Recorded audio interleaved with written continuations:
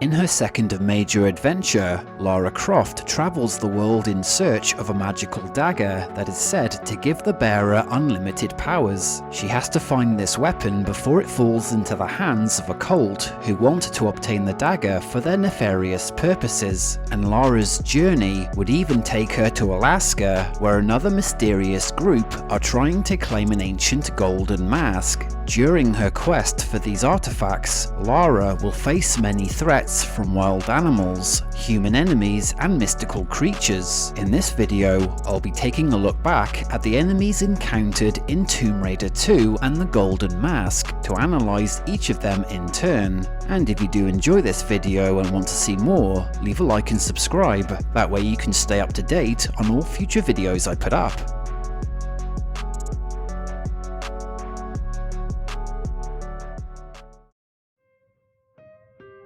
Before going into the topic of the video, I'll provide some context to the enemies in the game so that you can have a better understanding of what Lara is up against. The Fiamma Nera, meaning the Black Flame in Italian, is a cult created in Italy some centuries ago. Not much is known about the group's history, but their current goal is to obtain an artifact called the Dagger of Xi'an. This weapon holds a dangerous power to those willing to stab themselves in the heart with it, as they would transform into a dragon and be able to command an immortal army. The cult's leader, Marco Bartoli, believes that it is his destiny to have this power and sets the Fiamma Nera onto a path to obtain it. Bartoli's first step is to recover a key called the Seraph that was once stolen by his father before his ship sank beneath the ocean, where the artifact was thought lost forever. With the recovery of the Seraph, the group would use it to acquire a second key called the Talion that would allow them access into the Temple of Xi'an in China, where the dagger resides.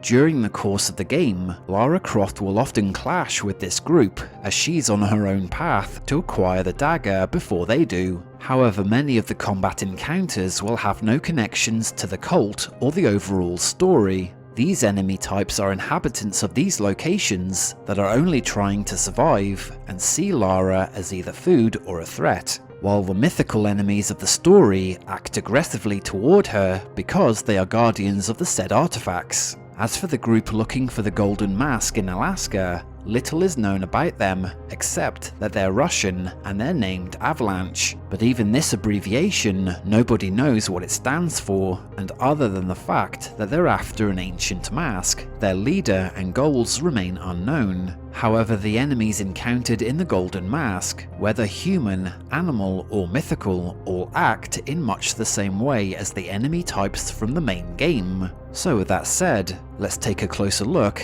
at the enemies in Tomb Raider 2.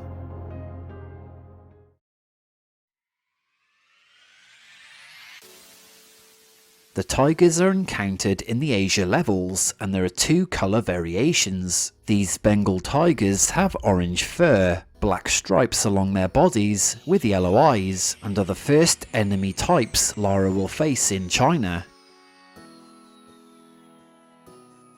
While the white tigers in Tibet also have black stripes, their eyes are blue. And Lara will encounter snow leopards in her journey through the snowy mountains. They have grey fur with black spots along their bodies. Apart from their differences in appearance, all variations move and attack mostly the same way. They're quick and will often let out a roar before a strike. Any of the feline types will either launch forward to do a claw swipe,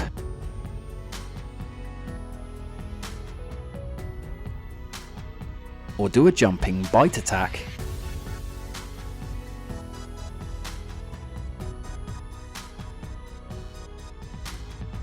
And if close enough, the tiger will gnaw at the prey's legs,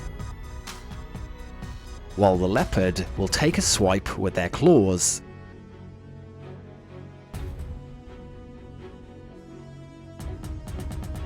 The crows are the first of two bird types encountered in Asia. When Lara reaches the top of the Great Wall of China, these black-feathered birds will immediately fly toward her. They're small in size and have very little health, but make up for it in speed.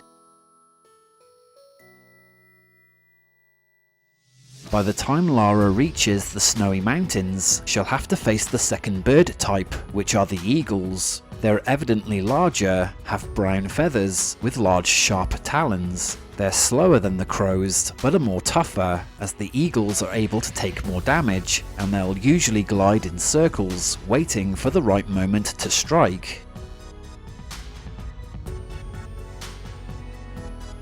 Both birds have each only one unique type of attack. The crows will use their beaks to bite at their prey,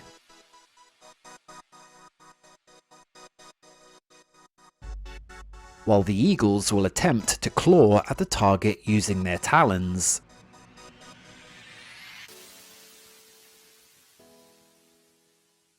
Avians can be a problem compared to other enemies, as they are harder to escape from, and will often continue to harass Lara until they're properly dealt with.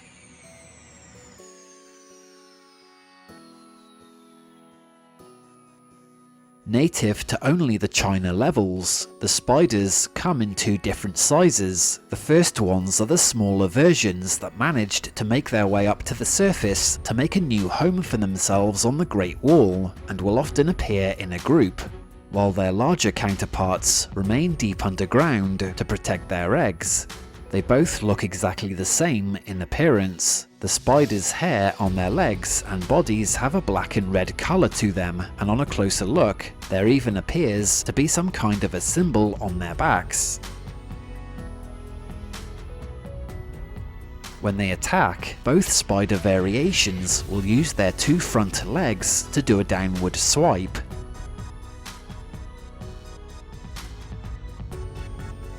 And the small spiders can do another type of attack, where they'll use their front legs to strike Lara as they jump at her. When Lara enters the caverns by the Temple of Xi'an, she'll eventually discover the source of the spider infestation. In the cavern's central chamber, hanging from the ceiling, is a large spider cocoon. It's because of this that these large arachnids have remained in the area for so long, as they are guarding their cocoon.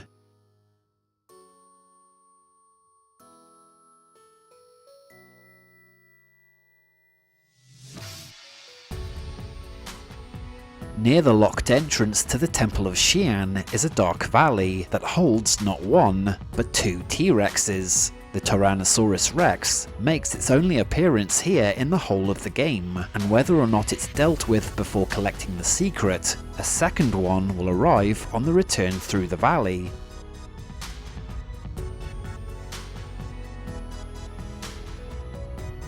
It has a green scaly skin, yellow eyes, and large sharp teeth.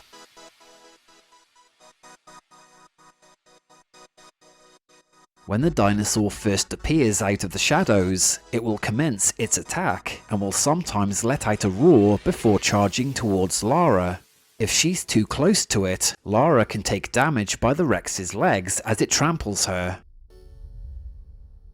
Given the chance, the T-Rex has an instant kill move, where it will take one large bite at Lara, shaking its head side to side as it crushes her in its jaws, then slams her body onto the ground.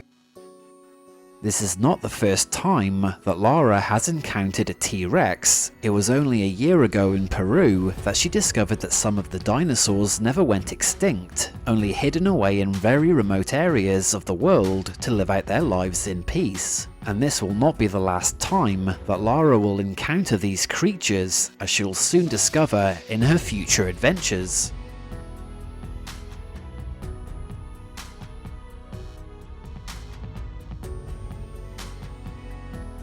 When Lara first arrives in Venice, she'll be attacked by the Fiamma Nera's guard dogs. The breed of choice for the cult are the Dobermans, that are intelligent, well-trained, and extremely loyal. They have black and brown fur, red eyes, and a short tail.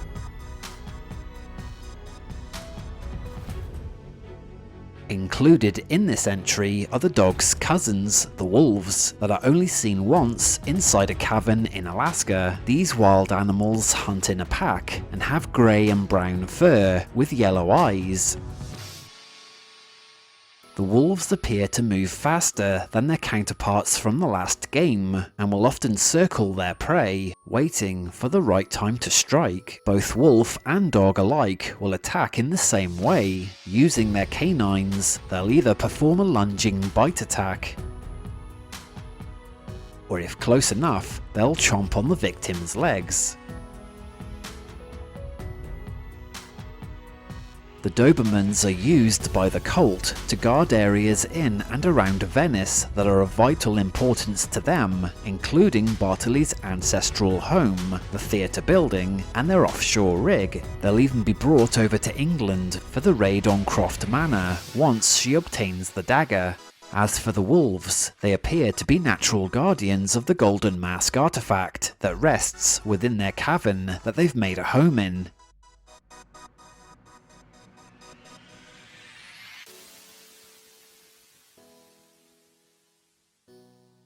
These rodents are regular sized compared to the giant versions that were found in Greece during Lara's previous adventure. They are the weakest enemies in the game and are more of an annoyance than any real threat. A closer look at these creatures reveal no abnormalities. They have brown fur, long tails, prominent incisors, and red eyes. Left unchecked, these rats have somehow managed to spread across the city of Venice, including Bartoli's territories.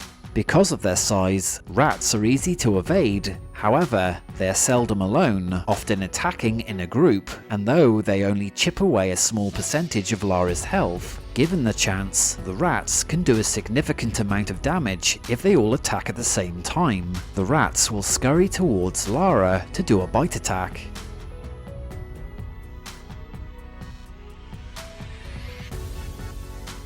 Inside and around the shipwreck of the Doria that rests at the bottom of the ocean are several fish enemy types that Lara will have to face. Starting with the largest threat, the great white shark has a grey upper side and a white underside, with a distinct set of sharp serrated teeth. This apex predator will attack its prey if close enough, doing large amounts of damage from a single bite. It also has a kill move, whereby it'll grip Lara in its jaws, crushing her bones as it shakes her side to side, before spitting her back out. The barracuda are another predatory fish. Though they are smaller than the sharks, the barracuda are still a major threat, as they can swim through narrow passages, making them well suited to pursue Lara anywhere in the water. They have grey skin, long bodies, large pointed heads, and an underbite that houses large fang-like teeth. The barracuda will mostly attack in a group, and though they do less damage, can deliver bites faster. In Tibet, as well as on the return to China, Lara will encounter catfish, and they come in two colour variations, either grey or yellow. The catfish are also capable of pursuing their prey in small passages. They have a distinct dorsal fin seen on their backs, and cat-like whiskers around their mouths.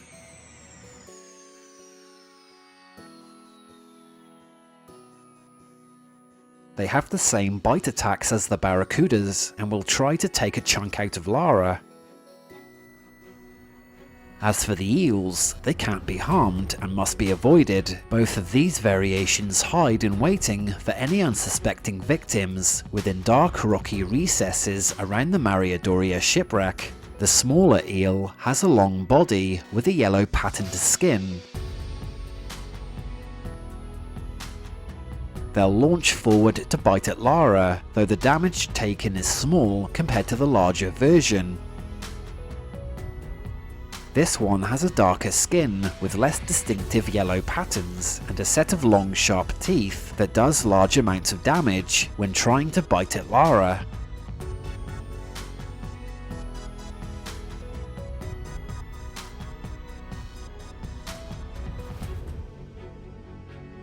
The polar bear is only found in the caves in Alaska during Lara's quest for the Golden Mask. These large omnivores are native to the Arctic and have white fur to suit its environment. These bears are able to withstand more damage due to their size, but are one of the more slower animals in the game. Polar bears attack by lunging forward to maul their prey, and they may stand on their hind legs in order to appear more of a threat, sometimes walking for a short distance before returning to all fours.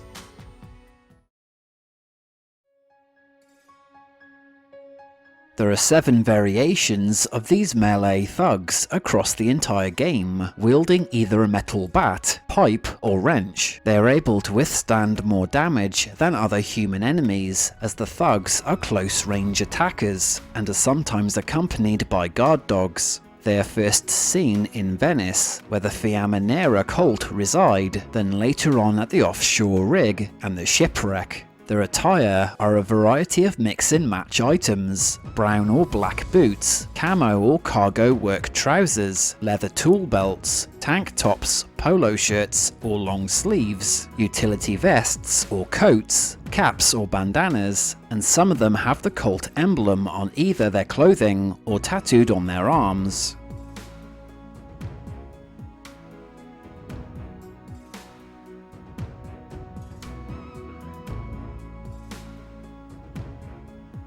After Lara obtains the dagger and returns to her home, the cult remnants arrive in an attempt to recover it, and it's the melee thugs that lead the charge.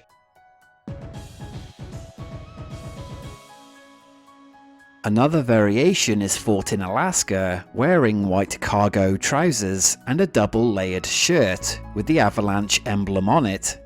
They all have the same type of attacks. Using any of the 3 mentioned weapons, the thugs will either do a horizontal strike, an overhead strike,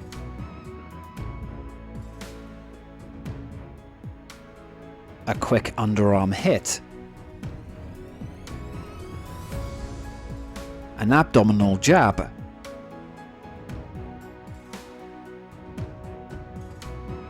or even strike the target with the handle side of the weapon.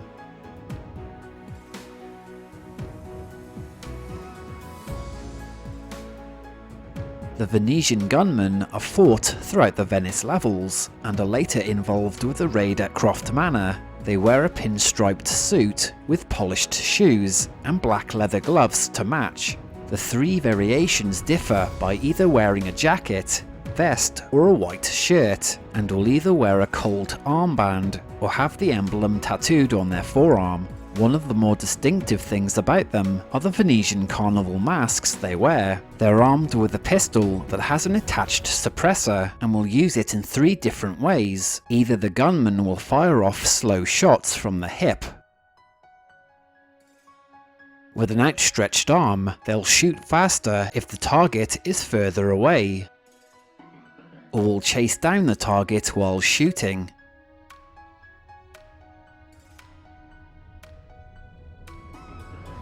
The Fiamminera has lived in Venice for centuries, growing in number and spreading across the city. They are hostile to anyone entering their territory, especially if people are close to Bartoli's family home, and after they fail to prevent Lara's infiltration of the ruined theatre building that the cult had been using as part of their salvaging operations, she makes her way on board a plane that takes her to the next location.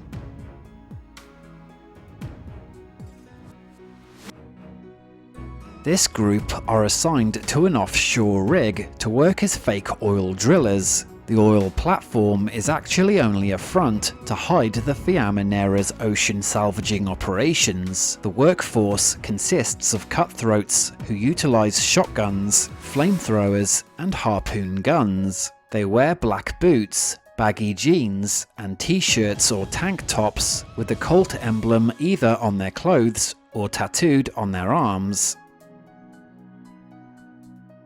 There are 3 variations of the shotgun wielders. While they each have the same cartridge belt around their waists, the ones wearing black gloves use an automatic shotgun, and will either fire off burst rounds,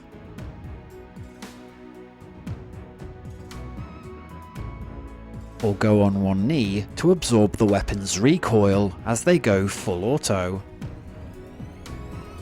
The ones wearing a cap with dark safety goggles use a short-barreled pump-action shotgun. These guys will fire off a single powerful shot from close range, or may do the same from afar using one hand, and they'll even go on one knee to shoot continuously.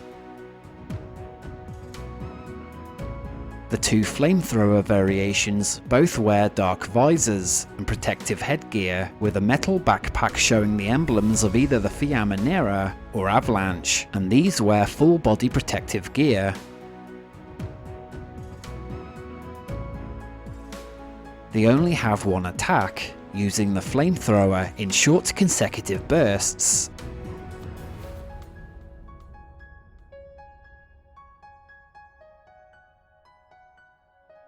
As for the divers, they wear black and red scuba gear with an oxygen tank on their back. They'll use their harpoon guns to either shoot the target underwater, or if Lara is out of the water, the divers will surface and fire a quick barrage of harpoons at her. The purpose of the cult's salvaging operation was to find the Seraph Key lost decades ago. The item once belonged to the monks in the Barkang Monastery before it was stolen by Gianni Bartoli and transported via his ship called the Mariadoria. However, some of the monks were able to sink the ship with everyone on board, including Gianni. Marco then became the Fiammannera's new leader, following the death of his father at sea. He gradually built his cult over the years, eventually finding the ship's resting place, built the rig, and sent his men to find the Seraph. But Lara manages to recover the Seraph first, before making her escape. In the snowy mountains of Tibet, Marco sends this group after Lara to try to ambush her, likely predicting she would eventually turn up at the monastery with the Seraph Key. These men are some of the toughest enemies in the Fiammannera. They can take a lot of damage, as well as dish it out, using their machine pistols, Uzis, and modified snowmobiles. These guys wear winter clothing, carry backpacks, and have either the cult emblem or avalanches on their jackets. There are three variations. The men wearing balaclavas will use their machine pistols by firing one-handed, or will hold the weapon's grip both hands to steady their shots. And when they lower their body's position, they'll fire more rapidly. Enemies that wear trawler beanies and protective goggles will wield a Uzi submachine gun. They'll attack by either firing one-handed. With both hands on the Uzi, they'll fire more faster, or they will spray the bullets when moving the Uzi side to side. The enemies wearing helmets and trapper hats ride on snowmobiles equipped with two mounted machine guns that will fire on the move.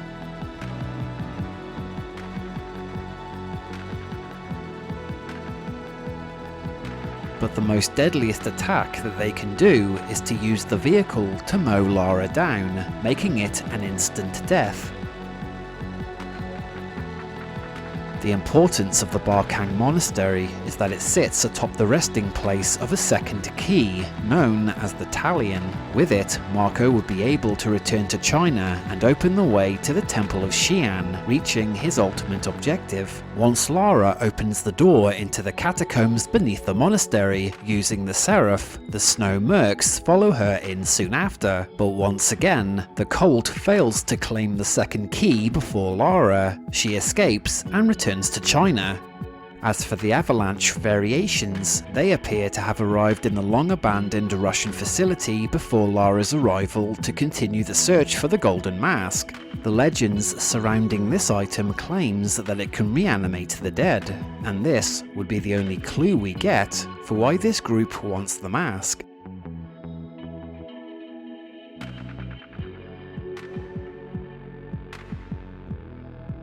These are the elite members of the Feline, and are the most loyal of his followers. They are part of Marco Bartoli's inner circle, who are tasked with performing the ritual on Marco once he obtains the Dagger of Xi'an. This small elite group are led by an unnamed boss, who's second in command of the cult and only answers to Marco himself. They all wear black and red ceremonial attire and are the toughest human enemies encountered in the game. These members also appear to have red glowing eyes that can be seen through their shades, with a set of throwing knives attached to the sides of their bodies.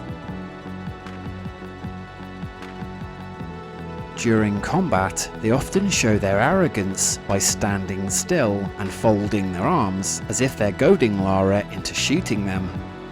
Using their knives, the cultists will either do an overhead throw, launching 2 knives at the target, or while moving, throw a single knife.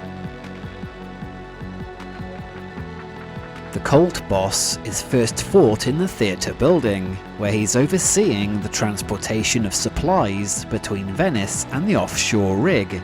Topless, he reveals his muscles, wearing double shoulder holsters for his oversized revolvers, and has a black mask with red glowing eyes. He'll either do a double shot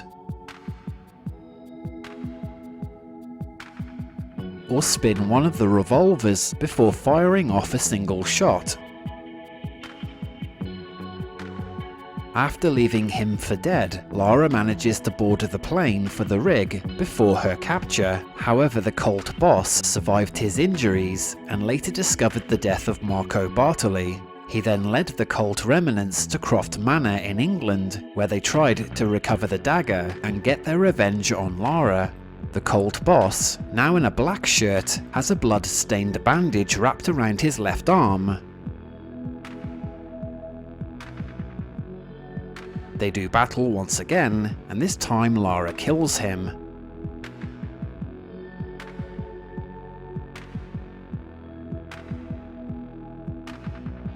These two groups are met on Lara's journey as potential allies, but can become enemies if attacked. If even one is shot by Lara, they all become hostile towards her. The monks are encountered in the Tibetan foothills at the Barkang monastery where they live. The monks wear traditional attire, and there are 2 variations. The ones in black shoes, crimson legwear, and beige shirts wield a staff with blades at each end. The monks with white shoes, red legwear, and white shirts wield a bow staff with metal tipped ends. The Inuit warriors are retextured from the monks for the Golden Mask story, so they move and attack the same way. They appear in 2 forms. With the mask of Tongar Suk in its resting place, the warriors are almost transparent, with glittering light forming a human shape, likely due to the mask's powers over them as immortals, forever defending the artifact.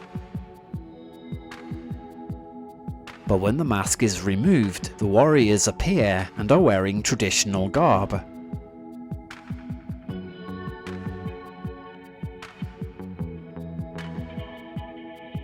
If Lara points her weapons at her allies, they'll raise their staff into a fighting position as a warning to her. And if they do become hostile, they'll use their staffs to do either a low or high side swipe, an overhead strike, a forward thrust, or do a forward palm strike. When Lara first reaches the monastery, the monks are fighting off the snow mercs trying to enter the building. They reside here as protectors of the Talion, an ancient artifact that acts as a key to gain access to the Dagger of Xi'an. The dagger itself was used in ancient times by a Chinese emperor who stabbed himself in the heart with it to gain its powers, conquering the land as an immortal dragon, but the Tibetan monks were to be the emperor's undoing. The dragon was defeated in a great battle. The surviving monks locked away the dagger and returned to Tibet with the Talion, where they guarded it for centuries. But all this changed with the arrival of the Feline Enemy and Lara Croft.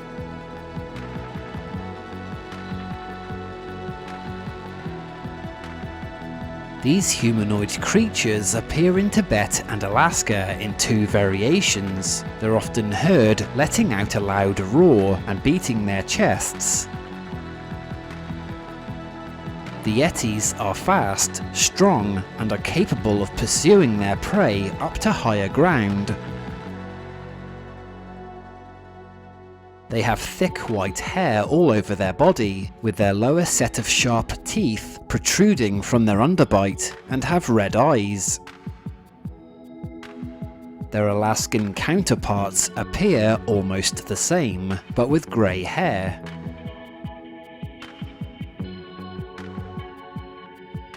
They'll attack by doing a straight punch with either arms, a double hammer fist strike, or a strong right hook. And if Lara's health is low enough, the creature will lift Lara up into the air by the neck, shake her, then slam Lara's body into the ground, killing her. Both the Yetis and Sasquatches are native to their respective lands and live in complete isolation in some of the most remote areas of the world, and it would appear that the Tibetan monks and Inuit have helped to keep them safe, constructing around them a complex that would house their artifacts, making these creatures a natural line of defense from any potential outside threat.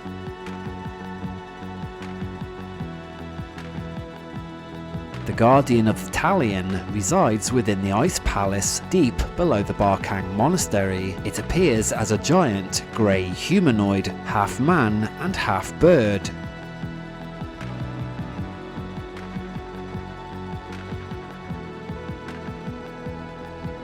While its counterpart, known as the Guardian of the Kingdom, lives in the Alaskan wilderness. It has a brown colour body, with yellow feathers on its head and shoulders. The beak is missing, replaced with a wire mesh in the same shape, and its tongue can be seen through it. Both variations appear to remain dormant until Lara inadvertently awakens them. The Guardians have several ways to attack. It'll either do a downward strike, an uppercut,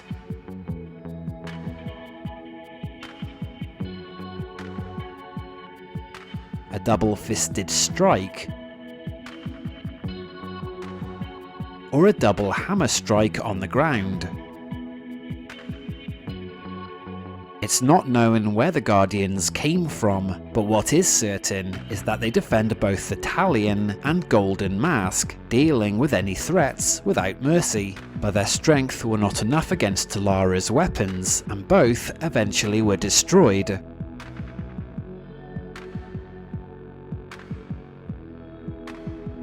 Once Lara reaches the floating islands, she'll have to face off against these Jade Warrior statues that come to life to attack her, and there are two types. The first is capable of flight, and there is no place Lara can go to where these warriors can't pursue.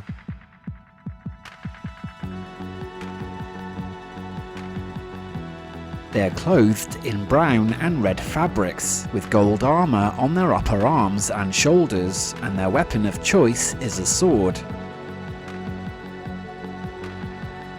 The second warrior is dressed more lavishly, adorned with more gold and armour. Their shoulder guards is shaped in the form of a dragon's head, and their weapon of choice are double spears.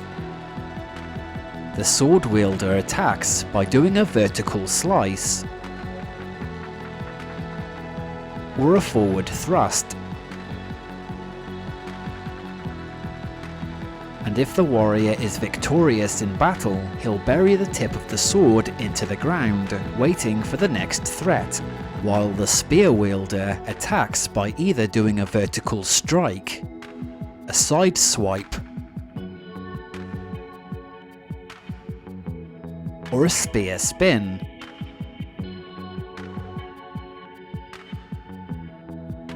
And if Lara's health is low enough, they can impale her, lifting Lara's body into the air before slamming her body back onto the ground.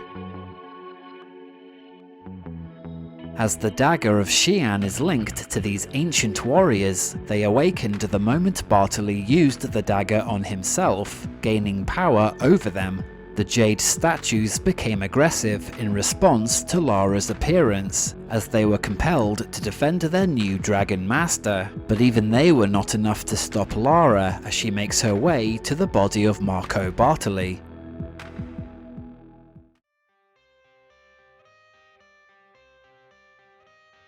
When Marco was a boy, his father, Gianni Bartoli, was the head of the Fiamma Nera. He himself was searching for the legendary dagger of Xian and had stolen the seraph from the monks. He told his son about the legends, instilling in the young boy's mind the same obsession to seek the dagger. And when Gianni died on the ship, Marco began to believe that it was actually him, not his father, that was meant to possess the dagger, that it was his destiny. Decades later, Marco had built a cult of followers, commanding absolute loyalty from each of them, even entrusting some of his most loyal believers with his very body when the time came for the ritual, and would carry his body to a chamber to wait for his transformation. Marco is singularly focused on achieving immortality and power, while ignoring any consequences. He's delusional as well as dangerous, who mistakes obsession for destiny and power for enlightenment. He's not a villain because he's cruel. Marco's a villain because he's consumed by his own myth. When Lara makes her way to the location of the dagger, she falls into a trap, leaving Marco to obtain the artifact unchallenged. When they begin the ritual, Marco seemingly dies by plunging the dagger into his heart, and his body is removed to a chamber where the cult would wait for his rebirth. By the time Lara enters the chamber, Marco's body erupts in an explosion of energy, emerging from it as a dragon. It appears as a long, yellow and scaly creature right out of Chinese myth.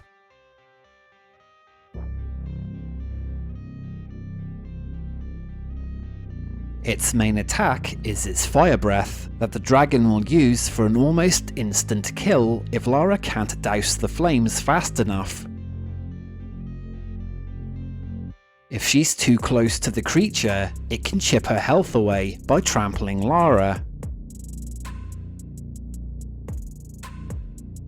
And it can use its legs to do a devastating stomp.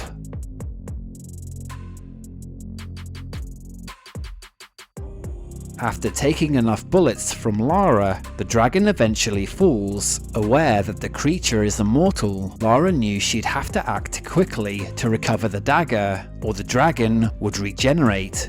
So she pulls the dagger from its chest, and the body's flesh disintegrates, leaving only its skeleton. With the dagger now in her possession, Lara makes her escape from the dragon's lair as the structure crumbles behind her.